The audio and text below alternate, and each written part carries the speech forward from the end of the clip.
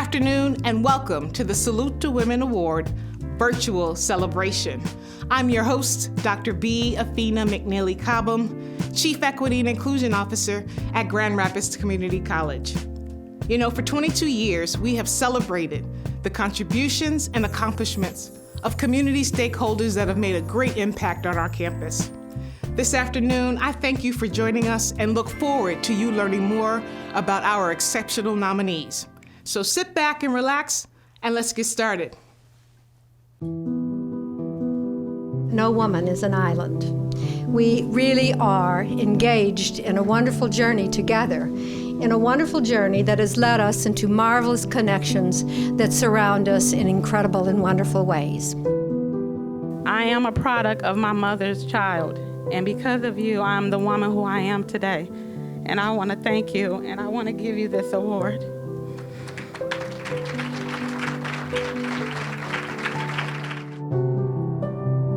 For so many years, we had people like Maureen. I have Dana and Julie and Ellen, and the list could go on and on of strong women that pushed us to do the right thing. Mary Catherine Bateson wrote, "Wisdom is born of the overlapping of lives, the resonance between stories." I'm grateful for connecting with the lives and stories of so many good and gifted people. It is not satisfaction because my picture and my name is on the wall or because people can think that I am popular. My satisfaction is that I have the opportunity to inspire other women like me to have a second chance to start over again. All the faces of the women in my life that have created this we. This is not an honor. I don't take this honor for me. I take it for we and for us. Here are the nominees for the 2020 Salute to Women Awards. Kimberly DeVries, Director of Equal Opportunity Compliance, General Counsel. Her nominator said of her, serves the campus with compassion, kindness, and integrity. She embodies dedication to making GRCC a better, safer, more inclusive place. Tina Lockwood, Media Technologies Department. Her nominator said of her, as a compassionate GRCC retiree, she remains relevant and responsive by serving as a role model to all in the GRCC family. Lily Anderson, Business Administration. Her nominator said of her, a change champion for many processes, procedures, and policies that impacted student access. She is admired for her ability to recognize barriers and put forth innovative ideas. Seyran Mohammed, Major, Political Science. Her nominator said of her, exceptional student leader. Her peers often gravitate to her for guidance and support. She has a nurturing disposition and is always willing to help with GRCC initiatives that enhance student development. Sandy Gregory, Assistant to the Dean, Student Success and Retention. Her nominator wrote, advocates compassionately and tirelessly for students facing economic hardships and other barriers to educational persistence and success. Her level of commitment to GRCC, her colleagues, and students is inspiring. Julie Parks, Executive Director, Workforce Training at the Tassel MTech. Her nominator wrote, through leadership, she has innovatively structured healthcare apprenticeships, culinary medicine training, advanced women in welding, and provided avenues for individuals in the area of public works. Julie's work is a calling, a service to individuals that need a voice. Lee Kleinert, Professor, Biology. Her nominator wrote, her passion for student success is demonstrated through her commitment to providing students with a warm and supportive learning environment. Amy Mansfeld, Dean, School of Workforce Development. Her nominator writes, Amy's a difference maker that exemplifies GRCC's mission, vision, values, and goals. She has an unwavering dedication to GRCC and the community. Wasn't that a wonderful class of nominees? I think so. You know, the Salute to Women Award is one of several initiatives that is facilitated through the Bob and Alicia Woodrick Social Justice Consortium. The way that we're able to sustain such programs is through private donations. So please consider supporting this program and others by donating to the Woodrick Social Justice Consortium. Visit our website at grcc.edu/ODEI. Click on the Donate tab. From there, use the drop-down menu and select Woodrick Social Justice Consortium. And now, the announcement of our award recipients. The recipient of the Employee Award. Thank you. I'm so honored to receive this recognition and really humbled because of my colleagues who were also nominated for this. It just is amazing to me. You know, my mother was from a small town in the Upper Peninsula, and she was the first to go to college. And she had 2 daughters, and she told us, you can be anything you want, but you have to have skills because you need to be self-sufficient in your life. And she was really the first woman to really encourage me and to tell me I could do things.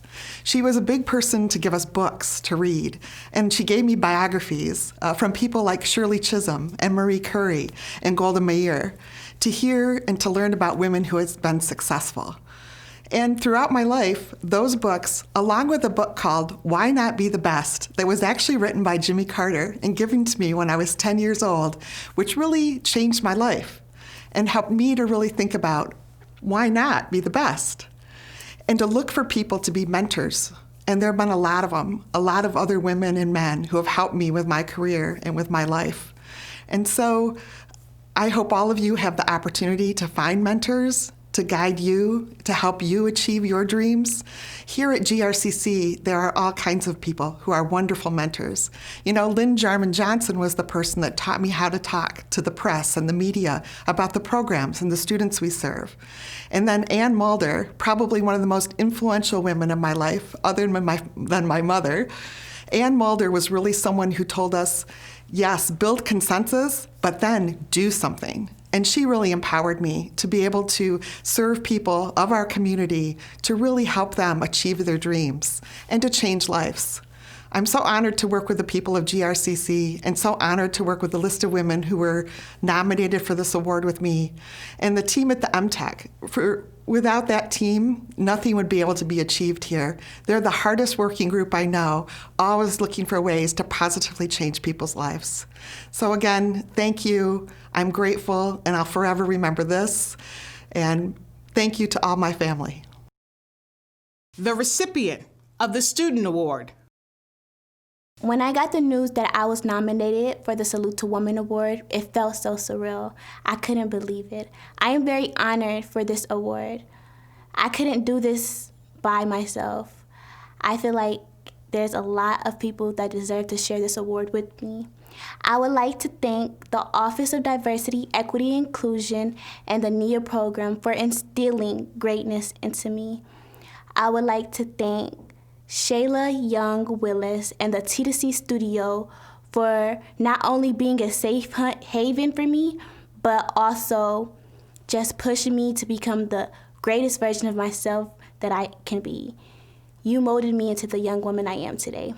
I would like to thank my twin sister, Rakshan Muhammad, for being my backbone when I couldn't no longer stand and being that strength for me, rooting me on every step of the way. I would also like to thank my parents for pushing me to get the education they could never receive. I would like to thank my family, my support system, and my team for just encouraging me along the way. Lastly, but not least, I would like to thank my cousin Hania for transpiring joy and inspiration into me every day. Although you're not here to share this accomplishment with me, I carry you in my heart every day. I would like to thank, again, my nominators, my mentors, my family members, and my closest friends. Without you guys, I wouldn't be here. Thank you. The recipient of the Alumni Award. Good afternoon. I'm honored and humbled to accept the Salute to Women Alumni Award and would like to thank those who took the time and believed enough in me to nominate me. I truly appreciate each of you. I'd also like to congratulate all the recipients and nominees for the various awards. I do not feel that my story as a community college student is unique. However, I do believe it depicts how a community college education can be the important building block to support a person's successes in life. A little background on my story. Upon high school graduation, I had no plan on what my next steps in life would be now that I was officially a grown-up. Being a first-generation college student, I had no idea how to apply for college, let alone how I would pay for it. Until one day, the mother of my current boyfriend sat me down and had a tough love conversation with me. By the end of that conversation, I had completed an application to GRJC and had started the financial aid paperwork. I will always be indebted to her for that love and guidance. One of my life's proudest moments is when I received my letter of acceptance to GRJC. To me, I was on my way to realizing my dreams, although they were not crystal clear yet. Shortly thereafter, I was awarded financial aid and was given the opportunity to also work as a student in the information office and president/foundation offices. These were perfect offices for me to begin working in, as I was then able to help students like myself navigate this thing called college. My academic goal was simple: to gain an associate's degree in secretarial studies and get a job utilizing the skills I would acquire. That was the goal until I met Dr. Corky Arengard, Executive Vice President in the President's Office. He was relentless that I was not done with my education after acquiring my associate's degree. He was right. I felt obligated to not let Corky down, but at the same time, I realized I didn't want to let myself down. I had more to learn and bigger things to accomplish. After acquiring my associate's degree, I was hired full-time at GRJC as a secretary and began the pursuit of a bachelor's degree. Fast forward to the point of retirement. I had an amazing 29-year career at GRCC, where I held many different positions throughout the institution and was also able to acquire my bachelor's degree, my master's degree in human resources, and a doctorate in community college leadership. Throughout those 29 years, I was mentored, provided opportunities for advancement, professional development, leadership opportunity, as well as support to pursue my various college degrees. My successes were not gained in isolation. Although I cannot name all who played a part in those 29 plus years, I would like to acknowledge a few. Dr. Corky Arengard, Dr. Velvy Green, who mentored me throughout my associate's degree, Kathy Kubiak. We worked closely together for 10 years in human resources, where she supported my career advancement as well as my master's degree acquisition. Dr. Hilda Helly, Dr. Lori Chesley, Dr. John Cowles, and Dan Clark provided me the opportunity to work in academic affairs as an associate dean, where I worked directly with students to help them fulfill their academic goals and break down barriers towards their successes. They also supported my doctorate acquisition. I'd also like to acknowledge my parents in heaven, who instilled public service into my DNA and for always supporting me. This foundation is why I knew I needed a career in the service industry. Once I began working at GRJC as a student, my goal was clearer than ever. Education is where I needed to be. It is where I found my passion. Finally, I would not have been able to accomplish half of what I have in my professional and academic career if it were not for the unwavering support of my amazing husband, David. You are my cheerleader, my rock, and I love you. As you can see, GRCC has a special place in my heart and always will, and so will this award. Again, I thank you. The recipient of the Former Employee Award. Thank you for selecting me as the recipient of the Salute to Women 2020 Award. I am truly humbled and deeply grateful for this recognition and appreciate the thoughtfulness of my colleagues who nominated me. I graduated from Grand Rapids Catholic Central, received a bachelor's from Grand Valley, and master's from Indiana University. I earned a private pilot's license, now expired, since my husband did not want to be my passenger. I received numerous certifications from the Aerobics and Fitness Association of America. Beginning my career, I was fortunate to have been the first woman in a variety of positions at WGVU-FM, PBS Television, and Wood TV News. In 1974, John Dow hired me as the first GRPS graphics and media specialist assigned to research and development. 2 years later, the position and I moved to the District Instructional Media Center, where I received support and resources to create district-wide graphics and media services, construct a TV production studio, and procure K-12 cable access. At times, the operation was referred to as Tina's Tinker Toys. In 1983, I became the district media director, working with all school library media staff. A year later, following redistricting, Dick Calkins and Elmer Vrujink merged the GRPS and GRCC media departments.